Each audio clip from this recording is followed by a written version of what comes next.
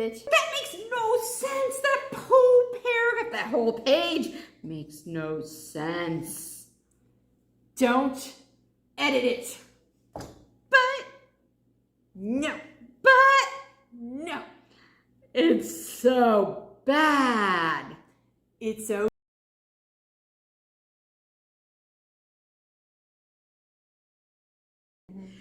Hi, welcome to Writer's Salon, a video series. Oh, happy It's NaNo November.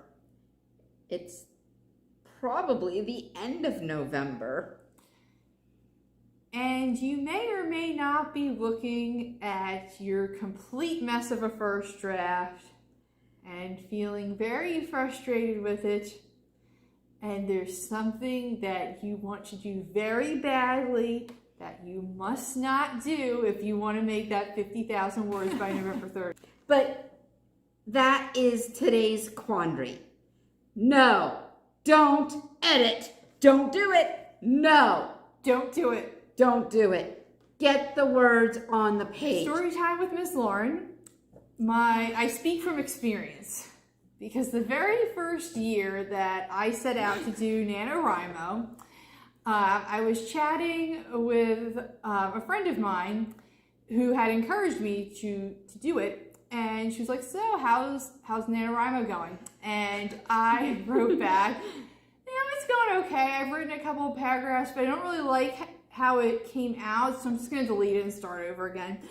And she writes back in all caps, "Don't edit. Do not edit it." And I'm like, "Yeah, but I just want to start over." She's like, "No." The point of NaNoWriMo is not to craft your greatest masterpiece. Oh, thank goodness. Well, yet.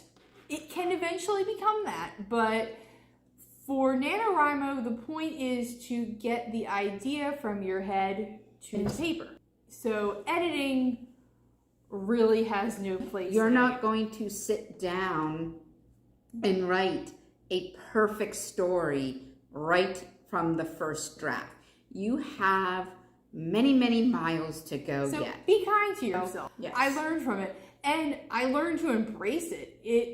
It's one of the reasons why I love NaNoWriMo so much. It's so freeing to not be perfect. Get it all out there. So. No matter how tempting it is. The other night, I realized like 5 or 6 lines completely wrong. And I'm like, that's not how that happened. Or I got confused. And so all I simply did was I made hash marks, parentheses around the area that was wrong, and rewrote.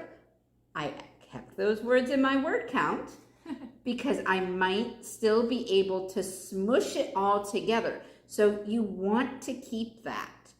You keep all of your different drafts. So shall we talk about some of the problems that can arise while you're writing that you want to edit? Oh, yeah. Many problems. Characters moving in a direction you weren't intending them to go in, and now you don't know how to follow that shiny outline you that wrote brand out. New idea, like, oh, this would work so much better here than what I had planned. Or you find yourself, you started writing a subplot, and then somewhere along the way you kind of forgot to go back to it. And so it's just, there are plot threads left hanging, or characters that you introduced and then never did anything with. Yeah, or introducing new characters and like, oh yeah, I have to introduce that new character. How am I going to do that segue? Because that's awkward. Properly setting them up. Yeah. The dreaded plot holes. So many plot holes. The even more dreaded typos.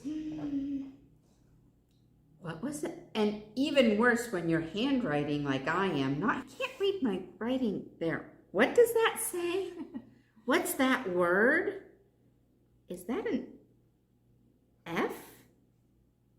Is that a T or an L? I don't usually have that problem because I'm using Google Docs or Microsoft Word. Sometimes I'll have a variation of that problem where I stop typing for the night and then I come back the next day, I'm like, where was I Or going? stopping mid-conversation and just be like, I had a really good reply to that.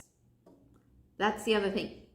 If you're ending for the night, write notes about where you want to go next. Mm-hmm. That can be a solving point for some of those problems. Yes. Shall we segue into solving points? Sure. Notes. So, first of all, if you're really having problems there, like with letting go and writing with reckless abandon, first of all, sincerely promise yourself that you will go back and edit at a later date. Yes. And just keep going. Because it's like just telling your inner critic, I know, you know, we all know, I'll get to it later. And another thing is, as Miss Sarah was saying, she put in parentheses the things she wanted to change. So if you're doing a physical draft, you could put like colorful little post-it notes with notes of this is what I want. Or with a lot of like word processors like Google Docs and Microsoft Word, you can put comments in the document and basically tell yourself, this is what I want to do later. Yeah. So when I went back and started typing what I wrote last year, I was right. I wasn't doing any editing. I was like, I want to get what I had out first. So I started adding comments to the Google Doc or the Microsoft Word document of things that I wanted to change that I had the ideas for while I was doing that. So that's a really good kind of like good suggestion. It's like use those comments and use comment areas and use highlight and notes on that electronic Word documents allow you to use. And for those subplots or those characters that you suddenly thought, oh, that would be so cool if that happened, and I only just thought of it now, and I didn't properly introduce it, go ahead and write it in anyway. Suddenly the ninjas showed up. And that way you know that when you're going through it that you want to establish the ninjas before they show up. And I think if you're a planner, or even if you're partly a planner, update your notes. Update your plan as well. Mm-hmm. Like make a note, like, oh, I put this thread in, but I'm gonna have to add this in at this point. And that can help the editing process go quicker and easier as well. Yeah, or opening up a separate document and just doing a bullet point list of, these are things I wanted to work on in the second draft. Mm-hmm. And make that plan, make that document work for you. Yep. And revisit that and let that keep you on task during the month of November. Mm-hmm.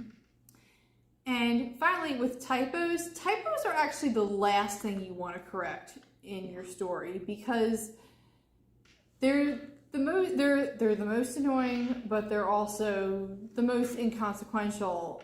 Like, so you forgot a quotation mark for a piece of dialogue.